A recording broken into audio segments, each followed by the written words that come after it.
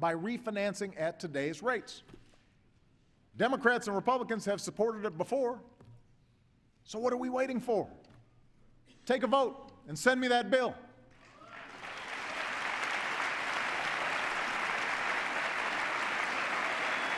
Why would we be against that?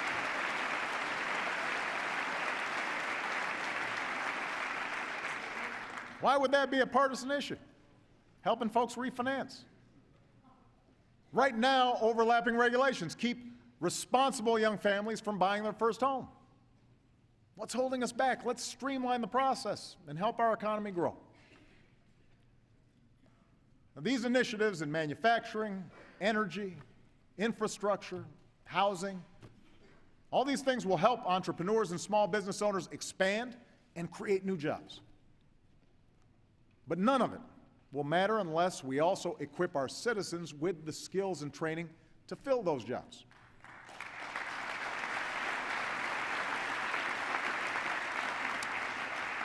And that has to start at the earliest possible age. You know, study after study shows that the sooner a child begins learning, the better he or she does down the road. But today, fewer than 3 in 10 4-year-olds are enrolled in a high-quality preschool program. Most middle-class parents can't afford a few $100 a week for a private preschool. And for poor kids who need help the most, this lack of access to preschool education can shadow them for the rest of their lives. So tonight, I propose working with states to make high-quality preschool available to every single child in America. That's something we should be able to do.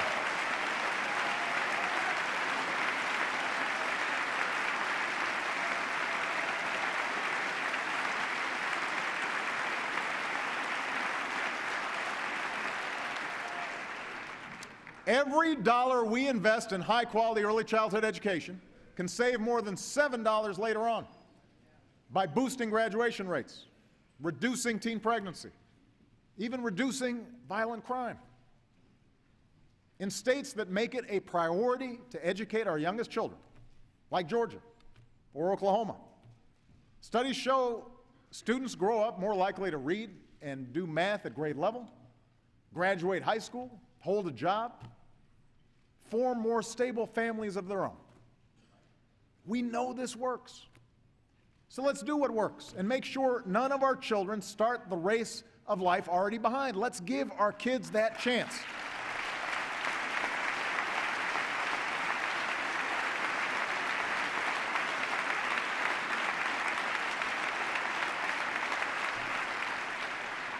Let's also make sure that a high school diploma puts our kids on a path to a good job. Right now, countries like Germany focus on graduating their high school students with the equivalent of a technical degree from one of our community colleges. So those German kids, they're ready for a job when they graduate high school. They've been trained for the jobs that are there.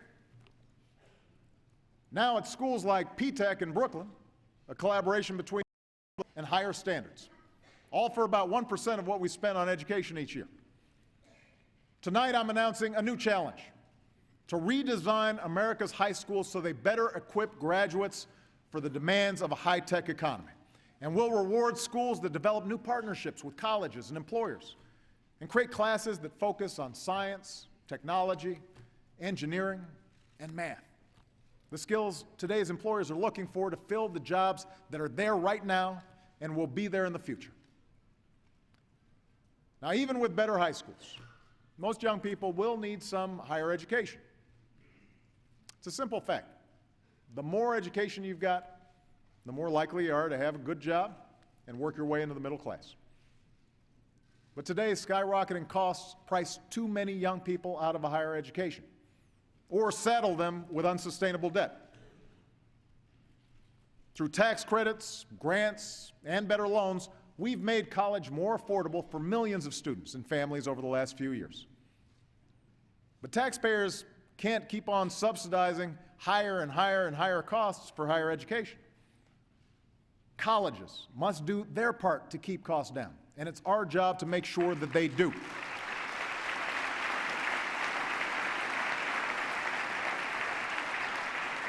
So tonight, I ask Congress to change the Higher Education Act so that affordability and value are included in determining which colleges receive certain types of federal aid.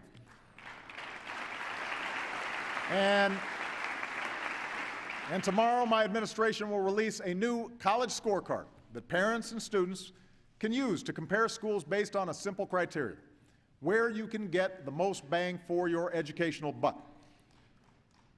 Now, to grow our middle class, our citizens have to have access to the education and training that today's jobs require. But we also have to make sure that America remains a place where everyone who's willing to work, everybody who's willing to work hard, has the chance to get ahead. Our economy is stronger when we harness the talents and ingenuity of striving, hopeful immigrants. And right now, leaders from the business, labor, law enforcement, faith communities, they all agree that the time has come to pass comprehensive immigration reform. Now's the time to do it. Now's the time to get it done. Now's the time to get it done.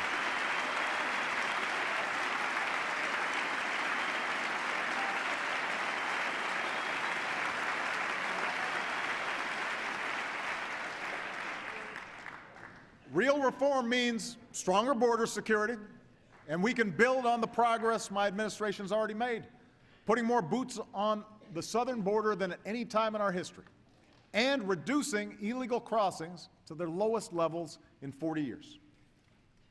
Real reform means establishing a responsible pathway to earned citizenship, a path that includes passing a background check, paying taxes and a meaningful penalty, learning English, and going to the back of the line behind the folks trying to come here legally.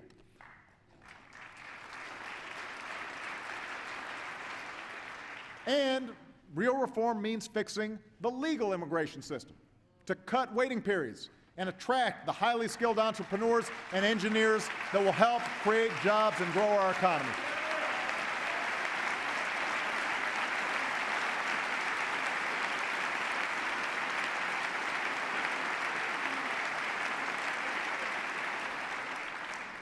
In other words, we know what needs to be done. And as we speak, bipartisan groups in both chambers are working diligently to draft a bill, and I applaud their efforts. So let's get this done.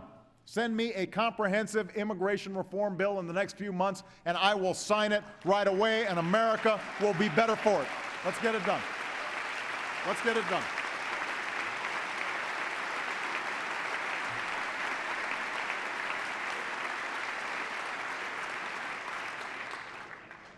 But we can't stop there. We know our economy is stronger when our wives, our mothers, our daughters can live their lives free from discrimination in the workplace and free from the fear of domestic violence. Today, the Senate passed the Violence Against Women's Act that Joe Biden originally wrote almost 20 years ago, and I now urge the House to do the same. Good job, Joe.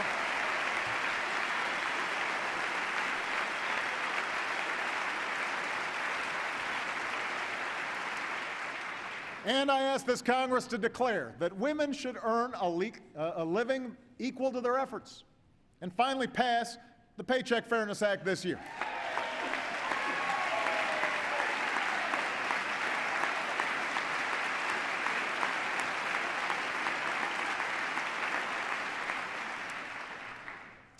We know our economy is stronger when we reward an honest day's work with honest wages. But today, a full-time worker making the minimum wage earns $14,500 a year, even with the tax relief we put in place.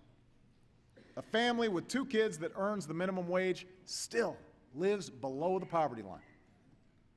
That's wrong. That's why, since the last time this Congress raised the minimum wage, 19 states have chosen to bump theirs even higher.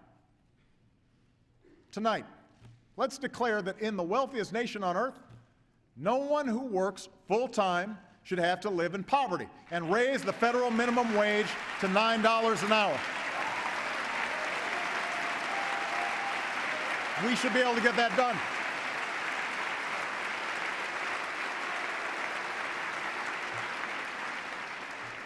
This single step would raise the incomes of millions of working families. It could mean the difference between groceries or the food bank, rent or eviction, scraping by or finally getting ahead. For businesses across the country, it would mean customers with more money in their pockets. And a whole lot of folks out there would probably need less help from government. In fact, working folks shouldn't have to wait year after year for the minimum wage to go up, while CEO pay has never been higher. So here's an idea that Governor Romney and I actually agreed on last year. Let's tie the minimum wage to the cost of living so that it finally becomes a wage you can live on.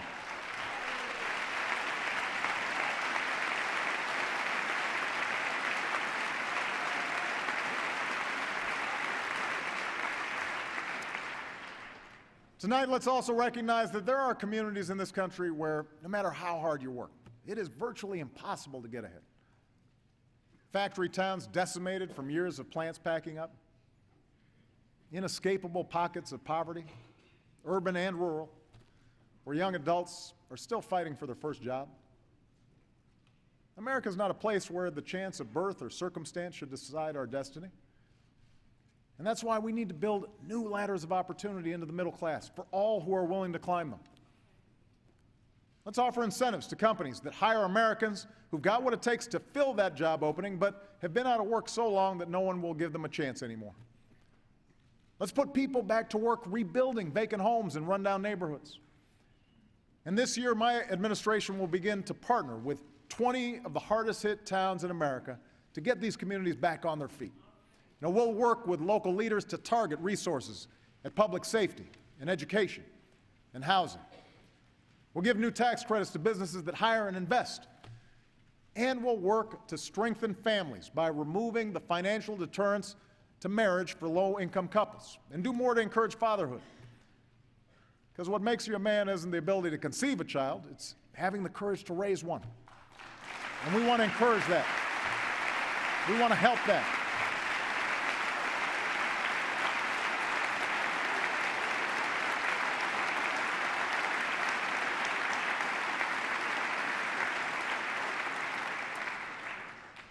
Stronger families, stronger communities, a stronger America. It is this kind of prosperity, broad, shared, built on a thriving middle class, that has always been the source of our progress at home. It's also the foundation of our power and influence throughout the world. Tonight, we stand united in saluting the troops and civilians who sacrifice every day to protect us. Because of them, we can say with confidence that America will complete its mission in Afghanistan and achieve our objective of defeating the core of al-Qaeda.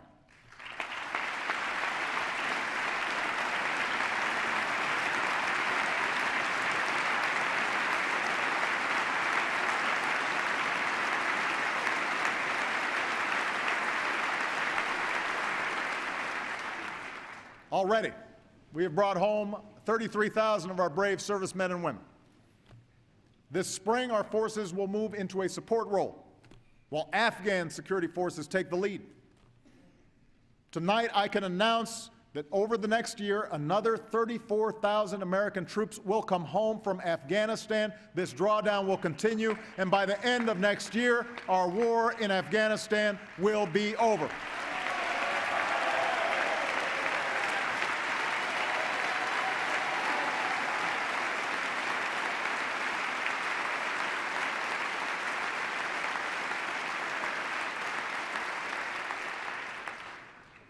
Beyond 2014, America's commitment to a unified and sovereign Afghanistan will endure. But the nature of our commitment will change. We're negotiating an agreement with the Afghan government that focuses on two missions: training and equipping Afghan forces so that the country does not again slip into chaos, and counterterrorism efforts that allow us to pursue the remnants of al-Qaeda and their affiliates.